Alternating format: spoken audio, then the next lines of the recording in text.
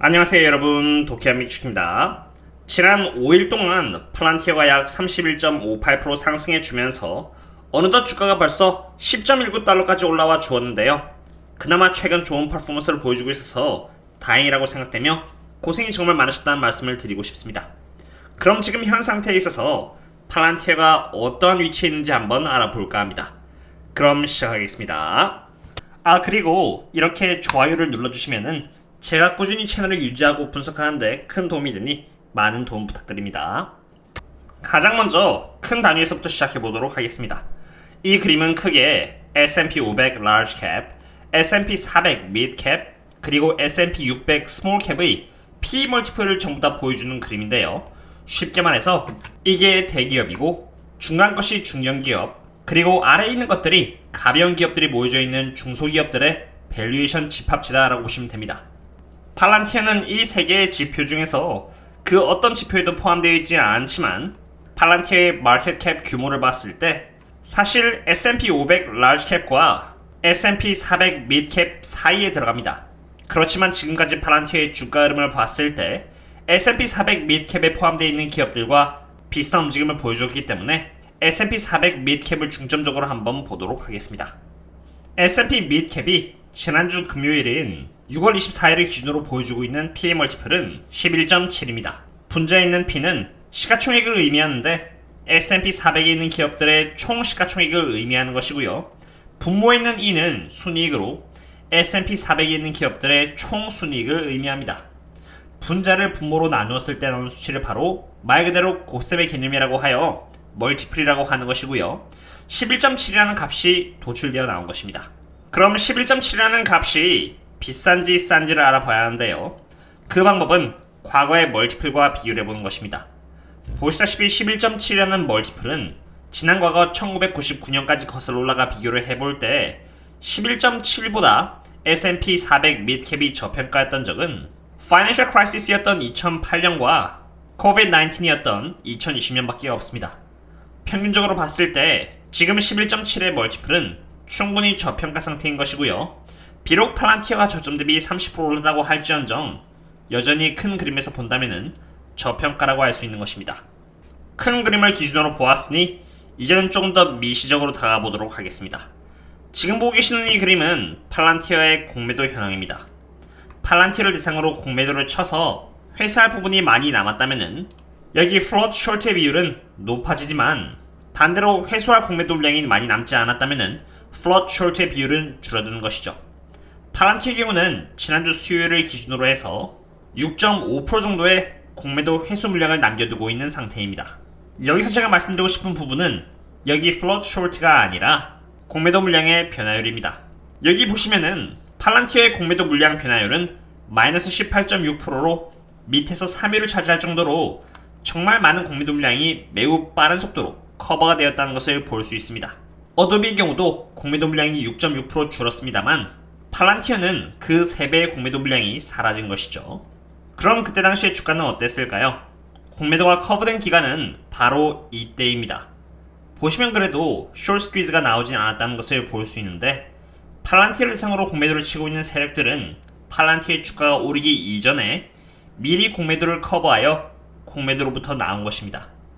만약 그들이 판단했을 때 팔란티어의 주가가 6.5달러 정도의 위치에서 여전히 아래로 떨어질 것으로 판단이 될 만한 무언가가 있었다면 계속 공매도를 쳤을 텐데 그렇게 판단이 되지 않으니 빨리 빠져나온 것입니다.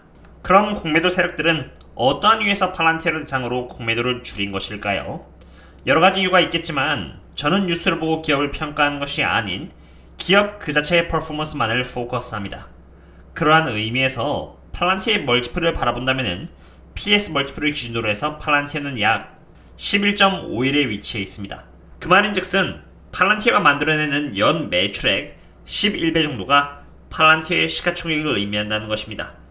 팔란티어의 장기 목표는 2015년까지 매출 승률을 30%인데요. 애널리스트들은 좀 더 보수적으로 평가하여 팔란티어가 2022년에는 21.78%의 매출 승률을, 2023년에는 28.25%, 2014년에는 27.45% 정도의 매출 승률을 가질 것으로 바라보고 있는 상태입니다. 그러한 상태에서 바라봤을 때 팔란티어의 평균 매출 승률은 25.83%로 제가 봤을 때 팔란티어는 최소 15.34 정도의 PS 멀티플을 가져가야 한다고 봅니다. 그렇게 한다면 팔란티어는 지금의 위치에서 약 46% 정도 더 성장할 수 있겠죠. 하지만 저는 개인적으로 팔란티어의 주가가 14.97달러짜리라고 보지는 않습니다. 멀티플보다 기업에 영향을 끼치는 더 많은 변수들을 추가했고요. 보수적으로 예측한 결과 14.97달러보다 더 높은 적정 주가를 도출해내었기 때문입니다. 매출액부터 시작하여 매출 총이익, 영업이익, 세금, 순이익, 감가상각, share-based compensation, CapEx까지 전부 다 감안을 하여 free cash flow를 도출해내었고요. 이 free cash flow에다가 금리를 반영하고 있는 required rate of return 7.5%를 반영하였고 부채와 현금까지 넣은 결과 팔란티어의 적정주가는 18.43달러가 나왔습니다. 앞으로 올라가는 금리 환경을 반영하여 제가 7.5%의 required rate of return을 8%로 넣는다고 하더라도 팔란티어의 주가는 이렇게 16.68로 지금 현재 팔란티어의 주가는 굉장히 저평가되어 있다고 볼 수 있겠습니다. 그럼 이제 공매도가 줄고 있는 두 번째 이유를 보도록 하겠습니다. 팔란티어의 매출액은 크게 government와 commercial 이렇게 두 개로 나뉘어져 있는데요. 사실 상장했을 때만 해도 팔란티어의 매출액은 government의 성장률이 팔란티어의 매출 승률을 견인하고 있었습니다. 그때 당시 정부를 대상으로 사업을 하는 것은 사업을 확장시키는 데 있어서 한계가 있으니 팔란티어가 하루빨리 커머셜 쪽에서 확장을 해야 한다는 의견이 대부분이었습니다. 그리고 실제로 팔란티어는 커머셜 쪽에서의 매출액에서 강하게 드라이브를 걸었고요. 성장률이 가버먼트에 못지않게 따라와줬다는 것을 이렇게 볼 수 있습니다. 가버먼트를 대상으로 팔란티어가 이미 15년 넘게 사업을 하고 있고 정부의 예산이라는 변수로 인해서 매출이 꾸준히 우상할 수 없다는 단점을 갖고 있지만 적어도 장기적으로 봤을 때 든든한 우분이라는 장점이 있고요. 그러한 상태에서 커머셜 쪽에서 많은 인기를 얻고 있으니 가버먼트와 커머셜 쪽에서의 시너지가 함께 일어난다면 더더욱 매출 승률은 좋아질 것으로 생각이 됩니다. 그럼 팔란티어의 매출액 외의 지표도 보도록 하겠습니다. 우선 팔란티어의 매출액이 이렇게 꾸준히 우상하고 있는 부분은 좋은 부분이고요. 지금 팔란티어의 매출 총이익 또한 78.90%로 소프트웨어 기업으로서 좋은 마진율을 보여주고 있습니다.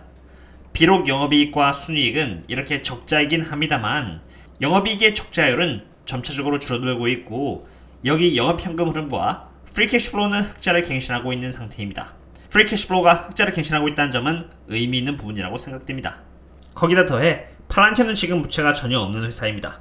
현금의 경우 2.3빌리언 달러를 보유하고 있는 상태이고요. 이 상태에서 은행을 대상으로 지고 있는 부채를 가리키는 current debt라든가 non-current debt를 전혀 찾아볼 수가 없었습니다.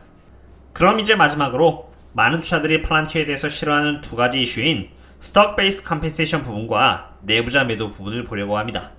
먼저 stock-based compensation 부분은 보시다시피 한때는 이렇게 많은 주식을 발행함으로써 직원들에게 보상을 해 주었고요. 이러한 과정에서 팔란티어의 주가가 희석이 되었습니다. 그러나 이제는 그 흐름이 제법 줄어든 추세로 길었다는 것을 볼 수 있고요.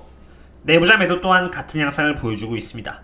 2011년 말까지는 굉장히 많은 내부자 매도가 있었는데 다시 말씀드리지만 이것은 옵션 만기일이 2021년 말까지 잡혀 있었기 때문에 옵션 권리를 행사한 것이고요. 그 과정에서 세금이 나왔기 때문에 내부자 매도를 한 것입니다. 세금을 갚기 위해서 내부자 매도를 한 것입니다.